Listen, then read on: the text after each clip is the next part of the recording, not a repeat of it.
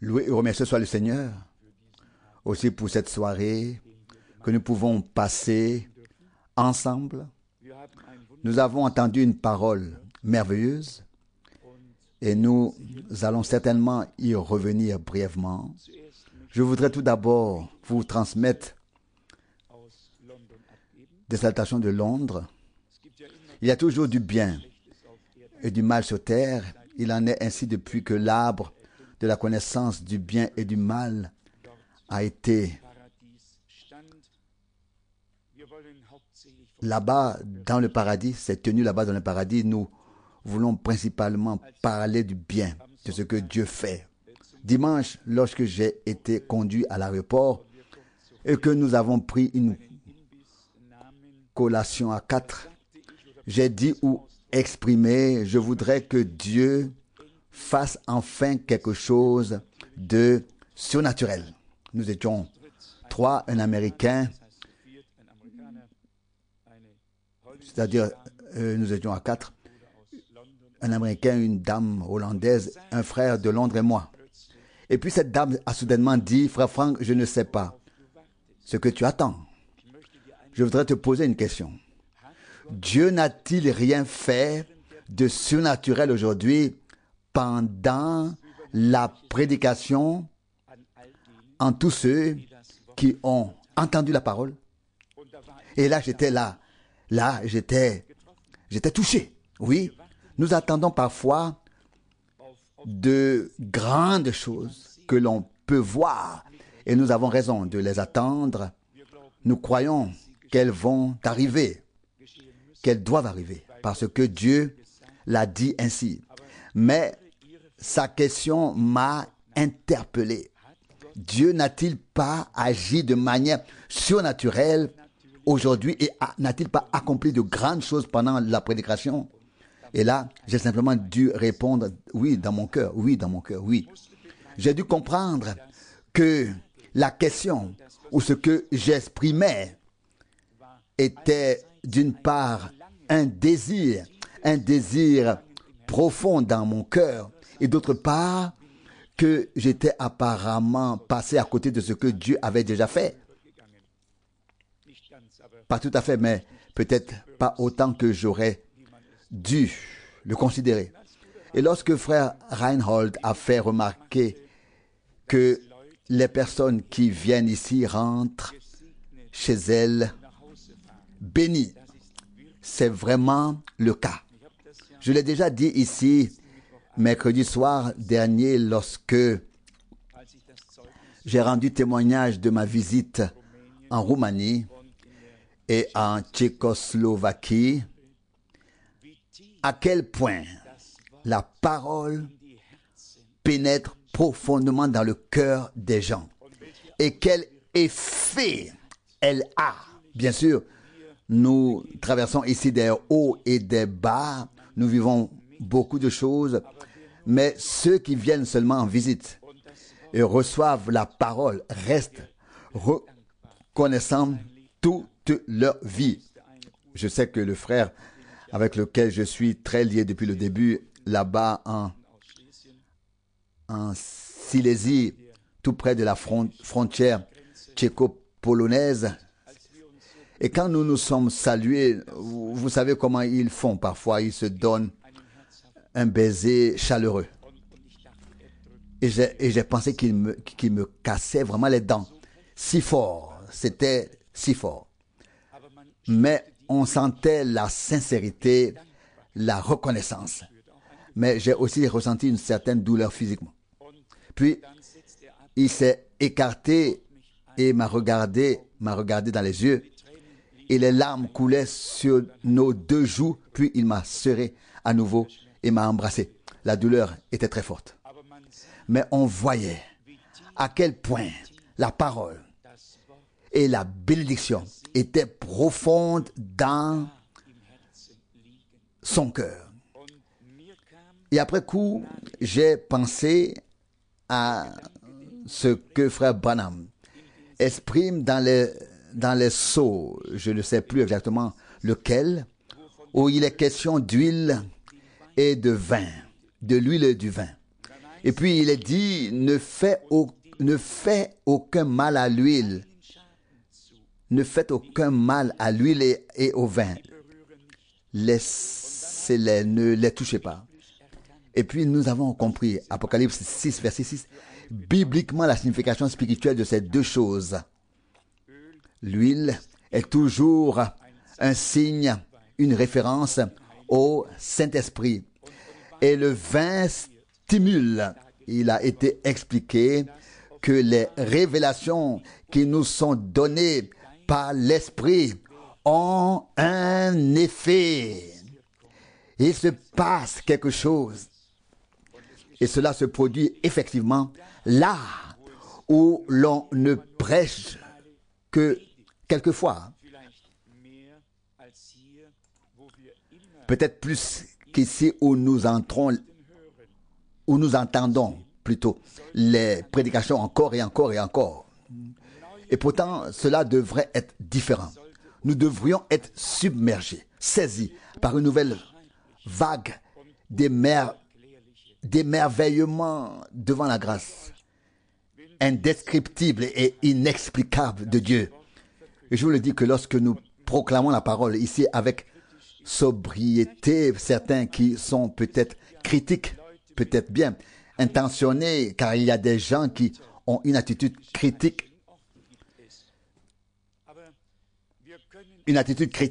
salutaire, bien intentionnée. Il y en a aussi, mais nous ne pouvons rien changer à la situation. Seul Dieu peut le faire. Mais nous croyons de tout cœur qu'il le fera, qu'il confirmera sa parole. Vous savez bien que sur le marché religieux, il y a toujours quelque chose de nouveau. Récemment, j'ai appris par téléphone qu'une équipe de 3 personnes, un citoyen américain, un citoyen danois et un Allemand, procèdent déjà à la séparation des brebis et des boucs, que le Seigneur juge déjà dans l'Église. Et cet homme voit toujours dans son esprit, il voit déjà un esprit qui est déjà tout à fait dans la lumière, qui est à moitié, et où sont les ombres et où est l'obscurité. Et il trie ensuite. Alors, mieux vaut rester complètement sec, mais sobre, et attendre que Dieu donne la pluie de l'arrière-saison. Attendre que l'Esprit de Dieu rende la parole vivante. Je ne peux presque plus supporter que tant de choses soient faites avec hypocrisie, apparence de sainteté dans le royaume de Dieu, et qu'il y ait encore des gens qui veulent être sauvés. Et quand quelqu'un vient et dit, maintenant le Seigneur me montre ceci et cela, on ne voit pas que ce sont des imposteurs, des trompeurs et des escrocs. Personne ne triera à droite ou à gauche. C'est le Seigneur lui-même qui le fera. Personne, aucun homme. Nous devons veiller à atterrir là où nous voulons être. Et si c'est le cas, ce sera uniquement par grâce, pas par mérite. Et ainsi, dans l'ensemble, nous sommes reconnaissants pour toutes les grâces qui nous ont été accordées. Nous pouvons vraiment dire, de sa plénitude, nous avons reçu grâce sur grâce. La grâce de reconnaître. La grâce de savoir ce que signifie la grâce. Avoir reçu la grâce, avoir été gracié, croire en la parole, la recevoir comme une révélation, rester sobre, aller de l'avant dans la foi. Tout n'est que grâce. Si ce n'était pas la grâce, j'oserais demander où nous en serions. Tout est grâce. Et c'est pourquoi personne ne doit se vanter de quoi que ce soit. Toute gloire, toute louange et toute adoration reviennent au Seigneur seul de tout notre cœur, et cela de tout notre cœur et de toute notre âme. Mais je réalise de plus en plus que Dieu a fait quelque chose de grand en nous, qu'il nous a accordé un privilège tout à fait unique sur terre. Cela aussi, c'est la grâce, ce n'est pas un mérite. Il n'y a aucun homme qui puisse s'approprier quoi que ce soit qui ne lui ait été donné par Dieu. Si ce n'est que cela lui ait été donné par Dieu, et Paul dit aussi, ce que j'ai reçu du Seigneur, je vous le transmets. D'abord, nous devons le recevoir pour pouvoir ensuite le transmettre. Si nous n'avons rien reçu, nous ne pouvons rien transmettre. Mais nous avons reçu quelque chose. Dieu merci, nous avons reçu sa parole et nous pouvons porter cette parole et la transmettre par grâce. Cela aussi n'est que grâce, c'est la grâce. Si Paul parle souvent de la grâce au début et à la fin, que la grâce de Dieu soit avec vous ou que la grâce de Jésus-Christ soit avec vous, quelle que soit la formulation dans ces épîtres, toujours la grâce. C'est par la grâce que je suis ce que je suis. Et vous savez ce que signifie la grâce? Une personne qui a été condamnée, puis qui est acquittée, sait de quoi elle parle. Elle sait ce pourquoi elle doit être reconnaissante. Et c'est exactement ce que nous ressentons. Nous savons ce pourquoi nous sommes reconnaissants. Nous le savons tous. Eh bien, frère Rousse nous a lu un passage très puissant, une parole très forte. Je l'ai toujours dit, le prophète Ésaïe avait une vue d'ensemble, comme aucun autre prophète dans tout l'Ancien Testament. Dans ces 66 chapitres, il a décrit le plan de salut de Dieu avec une clarté que tous les autres prophètes réunis n'auraient probablement pas pu atteindre. Cependant, il faut toujours souligner le fait que même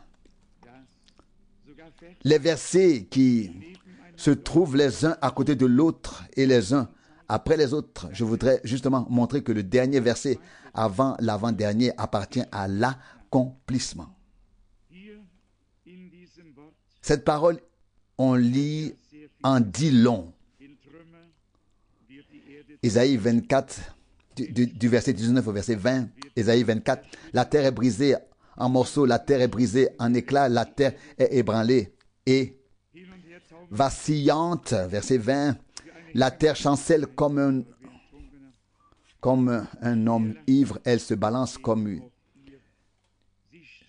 une amarre et son péché pèse lourdement sur elle, elle tombe et ne se relève pas. Pour nous, il ne s'agit pas de l'ancienne terre, mais de la nouvelle. La nouvelle. L'ancienne passe, s'effondre, mais le Seigneur crée quelque chose de nouveau. Il ne s'arrête pas à l'effondrement, il relèvera, créera quelque chose de nouveau, un nouveau ciel et une nouvelle terre où la justice habitera. Dieu ne laissera pas tomber, il relèvera, lui, et non la terre d'elle-même. Il l'appellera à l'existence par sa parole toute créatrice, par sa parole créatrice. Mais lisons maintenant le dernier passage, à savoir les versets 21 à 23. Ésaïe 24, verset 21. En ce jour-là, le Seigneur jugera. Les armées célestes appellera à rendre compte les armées célestes et les rois de la terre sur la terre. Verset 22. Ils seront tous rassemblés et enfermés. Une question concernant le verset 21. Quand est-ce que cela arrivera-t-il? En quel jour? À quelle période? Concernant le verset 21. Quand? Avant quoi? Après quoi? Nous avons une étude biblique ce soir. De quel jour le prophète parle-t-il ici? Quand il dit au verset 21, en ce jour-là, le Seigneur jugera. Lentement, lentement, très lentement, frère Schmitt, tu es si sincère, que Dieu te bénisse, mon frère. J'ai déjà depuis longtemps appris à t'apprécier, à t'aimer. C'était ça, c'est correct, c'est vrai. Regardez, il faut savoir, par exemple, qu'il est écrit ici, qu'ils seront emprisonnés pendant un long temps et qu'ils ne recevront leur condamnation qu'après. Oui, si c'était après les 1000 ans, cela ne serait pas possible. Car alors, le temps prendra fin, là, le jugement dernier aura lieu. Et le temps débouchera sur l'éternité. Car alors, lors du jugement dernier, ou lorsque le jugement dernier sera accompli, même l'enfer sera jeté dans les temps de feu. Et alors ce sera la fin, nous n'entendrons et ne verrons plus rien de ce qui était autrefois. Non, c'est tout à fait exact. Cela se passe avant l'établissement, dans la période avant l'établissement du royaume millénaire. Et vous pouvez le lire, oui, vous pouvez le lire à de nombreux endroits. À de nombreux passages, dans l'Apocalypse 20, par exemple, où le prince des anges descend, saisit le diable, le lie et le jette en bas. Apocalypse 20, verset 1. Puis je vis un ange descendre du ciel, qui avait la clé de l'abîme et une grande chaîne dans sa main. Verset 2. Il saisit le dragon, le serpent ancien, qui est le diable et Satan. Et il le lia pour 1000 ans. Il le jeta dans l'abîme, ferma l'entrée sur lui et scella l'entrée, afin qu'il ne séduise plus les nations jusqu'à ce que les 1000 ans soient accomplis. Après cela, il doit être relâché pour un peu de temps. Vous voyez, en ce temps-là, Satan et toute son armée seront précipités vers le bas. Mais après les 1000 ans, il sera libéré pour un très court temps, car il doit encore causer le malheur. Et Dieu ne peut causer le malheur. Il doit donc laisser cette tâche à Satan, qui sait le faire mieux que quiconque et qui est destiné à le faire. Relisons le verset 22, encore une fois, d'Ésaïe 24. Ils seront tous enfermés ensemble, comme on enferme les prisonniers dans une fosse, et ils seront enfermés dans une prison. Et après un long temps, ils seront châtiés. Cette période, cette longue période est justement la période du règne de 1000 ans.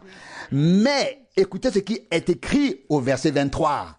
Écoutez, au verset 23. Alors, la lune pâle rougira et le soleil brûlant deviendra pâle, car le Seigneur des armées entre dans son règne sur la montagne de Sion et dans Jérusalem, et devant ses anciens, il y aura une splendeur éclatante de lumière. Vous voyez donc ici le contexte. En ce temps-là, le Seigneur entre dans son règne. Quand le prendra-t-il? Quand entre-t-il dans son règne? Pas après les 1000 ans, mais avant, à savoir pour la période des 1000 ans. Et quand est-ce que la lune rougira-t-elle et le soleil pâlira-t-il? Quand le jour du Seigneur viendra. Le jour grand et terrible. Vous pouvez déjà le lire ici dans le prophète Ésaïe au chapitre 13. Ésaïe chapitre 13. Voici ce qui est écrit au verset 6. Ésaïe 13, verset 6. Gémissez, car le jour du Seigneur est proche. Il vient comme le ravage d'un coup de vent du Tout-Puissant. Verset 7. C'est pourquoi tout bras s'affaisse et le cœur de tout homme est abattu. Verset 8.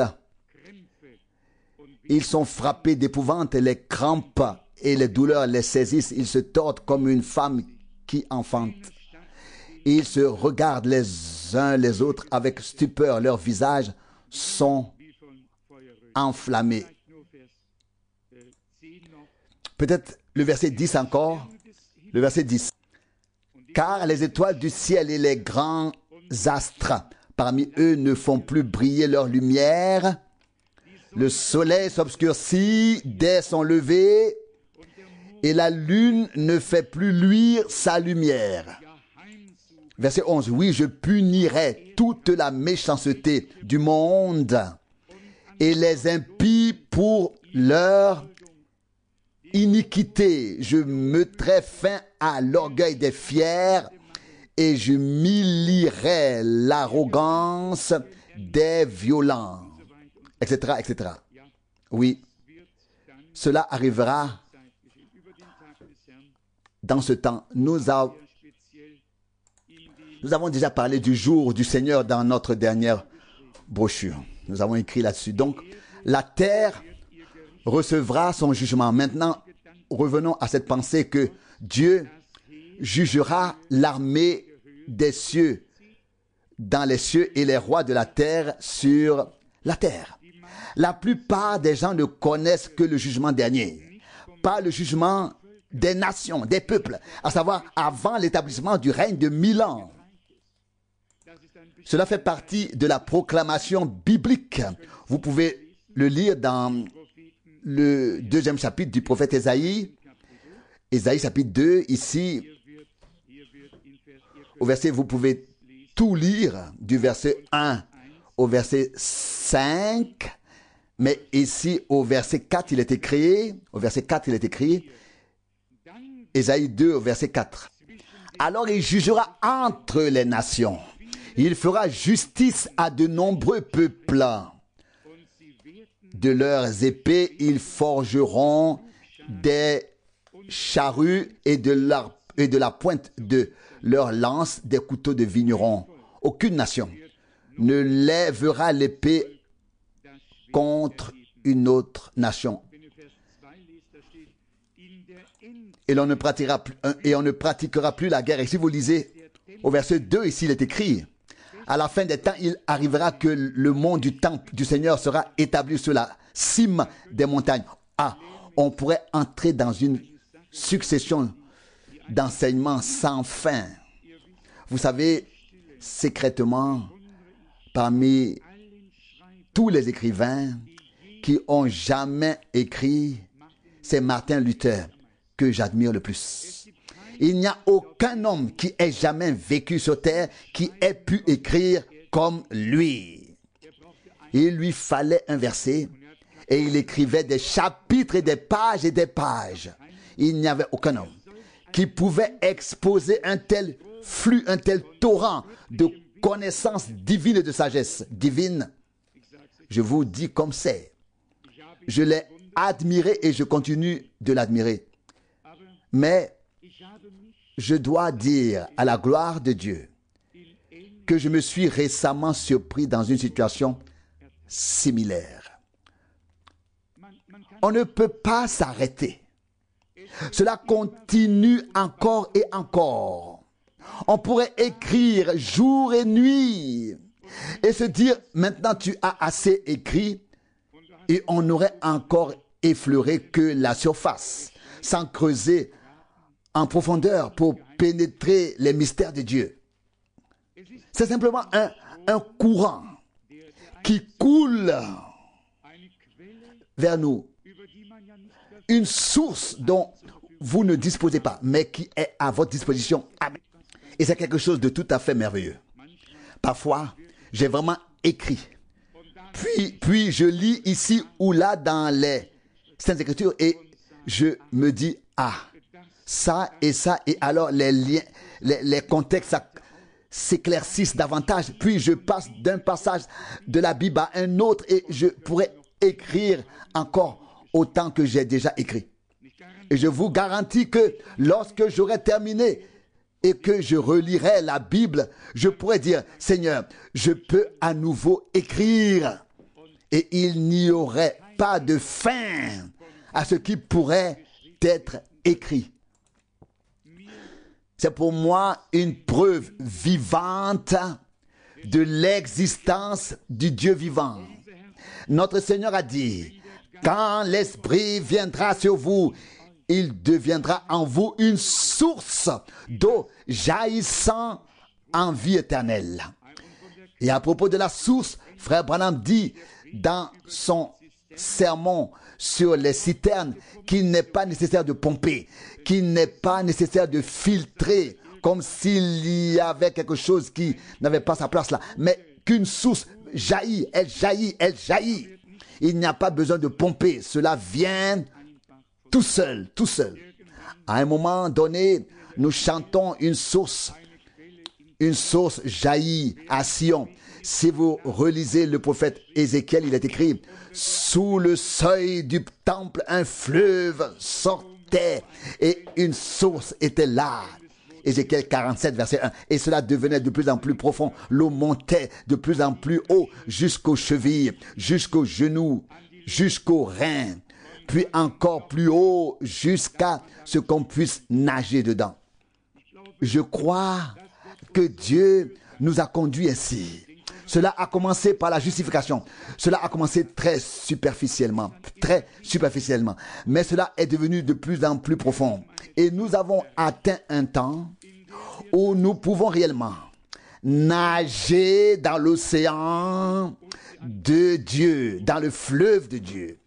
Nous chantons dans un cantique partout où ce fleuve se déverse. Le cœur exulte et se réjouit. Revenons à cette parole ici. Dieu demandera des comptes à l'armée des cieux, dans les cieux et aux hommes sur la terre. Ésaïe 24, 21. Je lis encore la parole qui va avec sans m'y attarder dans l'enseignement. Comme on le sait dans Matthieu 24, les gens ont toujours interprété cela comme le jugement dernier. Mais en fait, cela a un rapport avec la parole que nous venons de lire.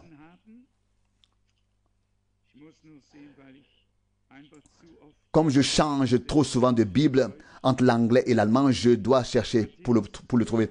Je voulais dire Matthieu 25, verset 31. Et pensez maintenant à Ésaïe 2, ce que nous avons lu. Maintenant, Matthieu 25, verset 31. Quand le Fils de l'homme viendra dans sa gloire et tous les anges avec lui, il s'assiera sur le trône de sa gloire. Verset 32. Toutes les nations seront alors assemblées devant lui et il séparera les uns des autres comme le berger sépare les brebis d'avec les boucs. Alors, le Fils de l'homme viendra dans sa gloire. Il n'est nulle part question ici du jugement dernier ou de la résurrection des morts. Il faut toujours lire le texte très attentivement. Je ne sais pas pour l'instant ce que c'était, mais probablement lors de ce voyage ou de l'avant-dernier.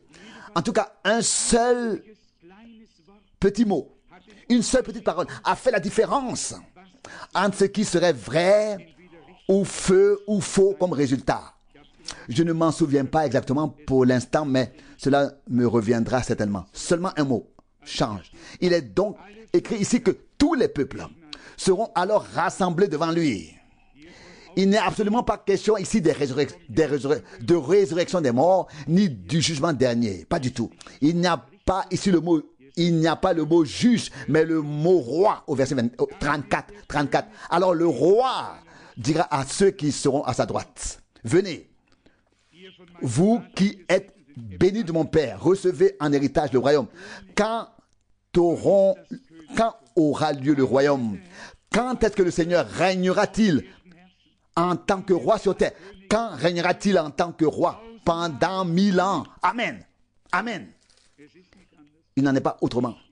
Il y aurait toute une série de passages à ce sujet. Apocalypse 11, verset 15 probablement, mais nous ne voulions pas nous occuper de cela aujourd'hui d'un point de vue de l'enseignement. Nous avons une étude biblique, une heure de prière, mais nous nous réjouissons de chaque parole précieuse et sainte de Dieu. Il faut peut-être noter que nous ne serons plus là à ce moment-là. Ils ne seront plus ici à ce moment-là pour vivre tout cela. Si vous continuez à lire le chapitre 25 d'Ésaïe et que vous le comparez avec les derniers versets d'Apocalypse 19, vous verrez exactement ce qui est écrit et de quoi il s'agit. Ésaïe 25, verset 6. Ésaïe 25, verset 6. Alors le Seigneur des armées préparera sur cette montagne pour tous les peuples un festin de mets succulents, un festin de vin vieux, de mets succulents, de vin vieux clarifié. Verset 7. Il détruira sur cette montagne les voiles qui couvrent tous les peuples et la couverture qui est étendue sur toutes les nations. Sur toutes les nations. Vous comprenez de quoi il s'agit ici? Il se révélera tel qu'il est. Tel qu'il est. Et alors toute langue confessera qu'il est le Seigneur. Et tout genou fléchira. Philippiens 2, 11. Si vous continuez à lire, vous trouverez au verset 9. En ce jour-là, on dira en ce jour-là, voici notre Dieu, en qui nous avons persévéré, pour qu'il nous délivre. Voici le Seigneur, en qui nous avons persévéré. Soyons dans l'allégresse et réjouissons-nous de son secours. Le peuple d'Israël n'attendait pas un sauveur qui serait crucifié, battu, torturé et craché dessus. Ils n'attendaient pas un tel sauveur. Ils attendaient un sauveur qui débarrasserait le pays de tous ses ennemis, qui par sa droite donnerait la victoire et aiderait son peuple à remporter cette victoire. Et ce jour-là, ils verront littéralement que le Seigneur combat pour son peuple et que ses ennemis sont battus, et ce avec toute sa puissance sans pouvoir se relever. Vous pouvez lire cela dans le prophète Ézéchiel, chapitre 38, verset 22. Ézéchiel 38, verset 22. Et je ferai venir sur lui le jugement par la peste et par le sang, par des nuées et par des grêles. Je ferai pleuvoir sur lui et sur ses troupes et sur les nombreux peuples qui sont avec lui du feu et du soufre. Verset 23. Ainsi je manifesterai ma grandeur et ma sainteté, et je me rendrai célèbre aux yeux de nombreuses nations, et les nations sauront, afin que les nations sachent que je suis le Seigneur. Amen. Oh, quel jour ce sera! J'avais déjà mentionné Apocalypse 19. Laissez-moi vous lire les derniers versets et vous verrez qu'il s'agit du même événement. Apocalypse 19, verset 17. Apocalypse 19, verset 17. Puis je vis un ange debout dans le soleil qui criait d'une voix forte à tous les oiseaux qui volaient dans le ciel. Venez, rassemblez-vous pour le grand festin de Dieu. Verset 18. Vous mangerez la chair des rois, la chair des chefs militaires, la chair des puissants, la chair des chevaux et de leurs cavaliers, la chair de tous, libres et esclaves, petits et grands. Avez-vous tous lu? Vous le pouvez. En fait, nous aurions dû lire au verset 11 que le Seigneur descend alors comme le fidèle et le véritable pour fouler aux pieds les restes de la colère du Dieu Tout-Puissant. Verset 15. Il frappe les nations avec l'épée de sa bouche. Je relis le verset 15 et 16. De sa bouche sort une épée aiguë qui lui sert à frapper les nations et il les pètera avec une verge de fer. Et c'est lui qui foule le pressoir du vin de l'ardente colère du Dieu Tout-Puissant. C'est le roi des rois, le Seigneur des armées. Tout cela est écrit dans un contexte magnifique et merveilleux. Mais ce que je voulais encore dire se trouve à la fin du chapitre 26 du prophète Ésaïe. Il est dit ici, alors oui, là aussi il faudrait relire avant. Peut-être pourriez-vous lire le verset 19, oui, avec moi. Oui, vous pouvez le lire. Je lis à partir du verset 20. Mais vous lisez à partir du verset 19. Apocalypse 26, verset 20. Allez mon peuple, entre dans tes chambres et ferme tes portes. Derrière toi, cache-toi pour un instant, jusqu'à ce que soit passé le jugement de colère. Vous savez que Dieu va faire venir un jugement de colère sur cette terre. Puis Paul écrit aux Thessaloniciens et donc à nous aujourd'hui. Vous frères, bien-aimés, vous n'êtes pas destinés au jugement de colère, mais à l'héritage de la vie éternelle. À l'héritage de la béatitude. 1 Thessaloniciens 5, verset 9. Oh, quand on voit cela, comme je l'ai dit tout à l'heure, on pourrait écrire, parler et parler, passer d'un chapitre à l'autre, de l'ancien au nouveau, du nouveau à l'ancien. Il ne reste plus qu'à dire, ô Seigneur, comme tu es grand, comme tu es grand. Comme as-tu pu inspirer ainsi tous tes serviteurs et tes prophètes, te révéler ainsi à eux et mettre une parole dans leur cœur et dans leur bouche. Voici encore une fois le chapitre 6, le chapitre 26 plutôt. Je lis jusqu'à la fin du verset 20. Maintenant donc mon peuple, personne d'autre, mon peuple, pas les incroyants. Les incroyants, ils crieront vers les rochers et vers les montagnes.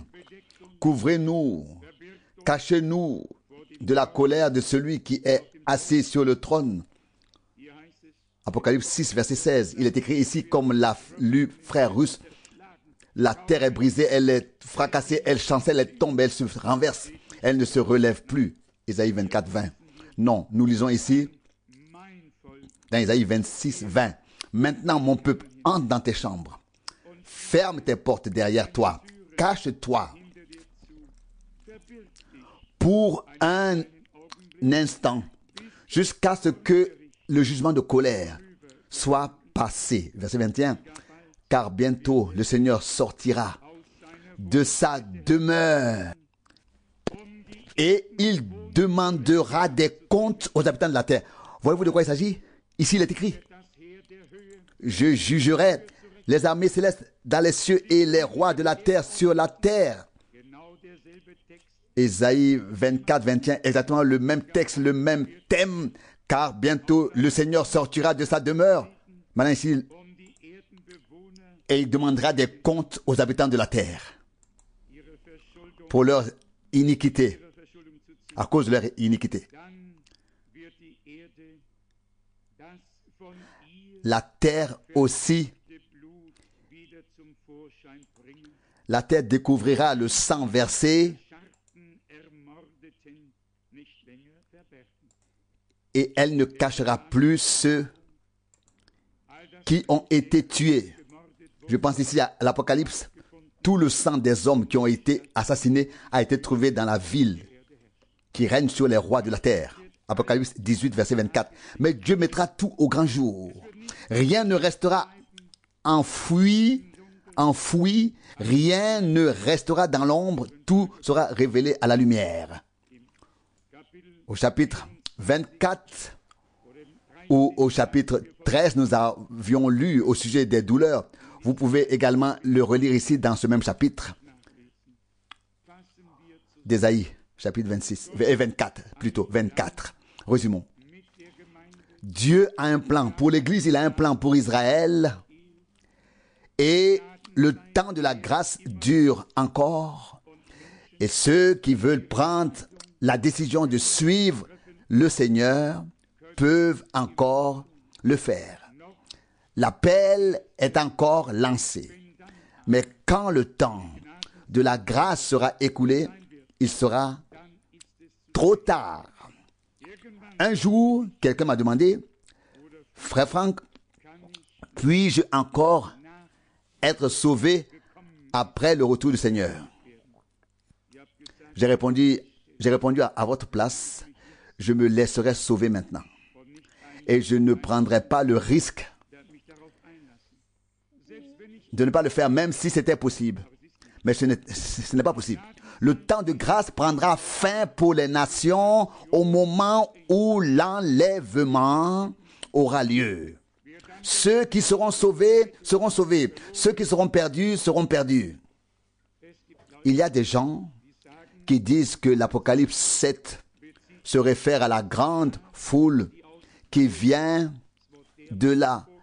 Le mot « de » étant souligné et mis en évidence, de la grande tribulation. La traduction Menge a également utilisé ce mot à cet endroit. Dans les autres traductions, il manque. Dans beaucoup d'autres, il est seulement écrit « de grandes tribulations ». Le mot « de » là n'apparaît plus dans beaucoup d'autres traductions. Mais cela n'a aucune importance. Mais alors, ils en viennent à penser qu'il s'agit de personnes qui sont devenues croyantes après l'enlèvement. Ce n'est pas possible. Même s'il s'agit de personnes qui sont croyantes, elles doivent avoir été croyantes auparavant et être restées fermes pendant la période de tribulation pour pouvoir entrer avec le Seigneur dans le royaume, dans le règne de 1000 ans. Si tel était le cas, supposons que la grande foule mentionnée dans Apocalypse 7, et vous savez très bien que nous n'avons pas été dogmatiques à ce sujet et que nous ne le serons pas non plus. Nous ne nous tiendrons jamais ici devant pour dire c'est définitif et il n'y a pas d'autre possibilité. Non, non.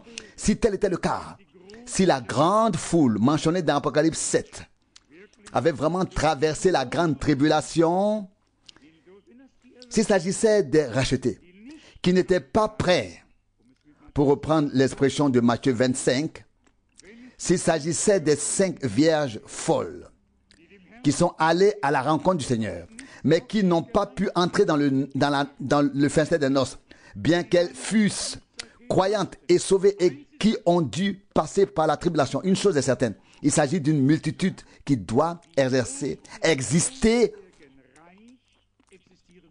avant le règne millénaire, à 100%. Je vous le dis, merci, et je vous le dis aussi pourquoi. Quand on fait une telle déclaration qui a beaucoup de poids, dans ce cas, il faut aussi pouvoir dire, ou de moins apporter la preuve pourquoi on le dit. pourquoi on le dit. Apocalypse 7, les deux derniers versets, versets 16 et 17. Au verset 16, ils n'auront plus faim et ils n'auront plus soif. Et le soleil ne les frappera plus, ni aucune chaleur. Verset 17, car l'agneau qui est au milieu du trône les paîtra et les conduira aux sources des eaux de la vie. Et Dieu essuiera toute larme de leurs yeux. J'ai encore un verset à lire que j'aurais dû lire auparavant. N'avons-nous pas lu la même chose dans... J'ai failli dire Apocalypse, mais dans Ésaïe chapitre 25 où il est écrit, verset 8, il détruira la mort, Ésaïe 25, verset 8, pour toujours, et le Seigneur, Dieu, essuiera les larmes et tous les visages, de tous les visages, les larmes de tous les visages, et l'opprobre de son peuple. Il le ravira de toute la terre. C'est écrit ici, et Dieu essuiera toutes les larmes de leurs yeux. Et Ésaïe 25 est très clairement un événement qui se produit avant l'établissement du règne millénaire, du royaume millénaire. Ésaïe 25. Et ce que je voulais encore lire, c'était dans Apocalypse 7. Je voulais en fait lire le verset 15. Verset 15. Apocalypse 7, verset 15. C'est pourquoi ils sont devant le trône de Dieu et le servent jour et nuit dans son temple. Dans son temple. Alors jour et nuit. L'éternité n'a plus ni jour ni nuit. C'est-à-dire que le temps est alors révolu. Après le royaume millénaire, le temps est révolu. Quand il est écrit ici, et ils le serviront dans son temple saint, jour et nuit, il doit encore y avoir un jour et une nuit. Donc encore du temps, encore dans le temps. Et pendant les 1000 ans, il y a encore le temps. Ce n'est qu'alors et après cela que le temps débouchera dans l'éternité. Comme déjà dit précédemment, quelle que soit la multitude dont il s'agit ici, une chose est certaine. Il s'agit d'une multitude qui pendant 1000 ans est à la disposition du Seigneur, le sert et l'entoure. Et si c'est l'épouse, tant mieux. Si ce sont ceux qui n'ont pas réussi à faire partie de l'épouse, mais qui sont restés fidèles et ont traversé la grande tribulation, alors nous sommes tout aussi heureux. Nous nous réjouissons vraiment pour tous. Oui, s'il te plaît? Oui, mais je sais ce que tu veux dire. De parmi les Juifs, seuls les 144 000 ressusciteront. Pour les Juifs, cela est réservé qu'aux 144 000 qui seront ramenés à la vie avant le début du millénium. Apocalypse 20, verset 4, et aussi dans le prophète Ésaïe, on peut lire cela. Ce sont les personnes qui sont inscrites pour la vie à Jérusalem. Il y a donc une très grande différence entre l'Église épouse des nations et des peuples et entre le peuple d'Israël. Je vais lire rapidement deux passages. Ésaïe chapitre 4, verset 3. Ésaïe chapitre 4, verset 3. Celui qui sera resté à Sion et celui qui aura échappé à la mort à Jérusalem sera appelé saint, chacun qui est inscrit pour la vie à Jérusalem. Ceux qui sont inscrits pour la vie à Jérusalem, ceux qui sont destinés à être à Jérusalem à ce moment-là, et ce sont les Juifs. Et dans ce contexte, les païens ne sont pas mentionnés. Et puis, on pourrait aussi se référer au prophète Daniel, etc. Mais ici, maintenant, nous n'avons certainement pas assez de temps aujourd'hui, mais nous prierons ensuite avec ferveur, peut-être tous ensemble ici, dans Apocalypse 20. Manifestement, juste avant le début du règne de 1000 ans, nous avons lu les 3 premiers versets, Satan sera lié, précipité, et il ne séduira plus les nations. Au verset 4, il est ensuite dit, « Puis je vis des trônes, et ceux qui étaient assis dessus, et le jugement leur fut donné. » Vous remarquez, ce n'est pas encore le jugement dernier. Je vais maintenant vous lire le jugement dernier. Le jugement dernier, c'est au verset 11. « Puis je vis un grand trône blanc. » Pas beaucoup de trônes, mais un seul trône blanc. Un seul. Verset 11. « Puis je vis un grand trône blanc et celui qui était assis dessus. Devant lui, la terre et le ciel s'enfuirent et il ne fut plus trouvé de place pour eux. » Et ainsi de suite. Mais ici, au verset 4, « Puis je vis des trônes sur lesquels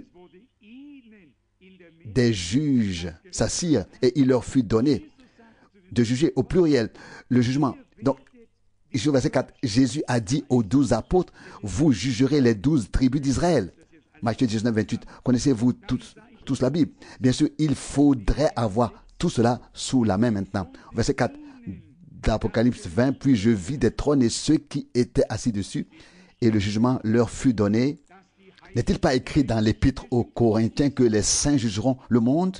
Est-ce vrai ou non? Amen. Amen. Les saints jugeront le monde. Je continue.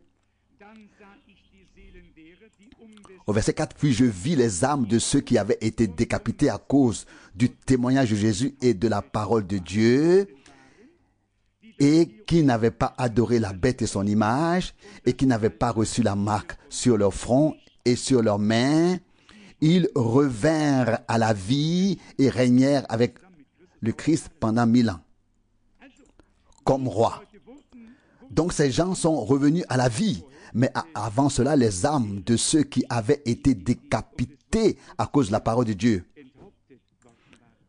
ce sont aussi les Juifs, les 144 000, dont il est question dans le 5e sceau, qui ont précédé les autres. Attendez que vos frères subissent la même mort que vous. Apocalypse 6, verset 11. Et alors le nombre sera complet. L'ordre est unique. J'aimerais seulement pouvoir le classer comme il est nécessaire de le faire. Voyez, il y a au moins 3 choses dont nous devons tenir compte.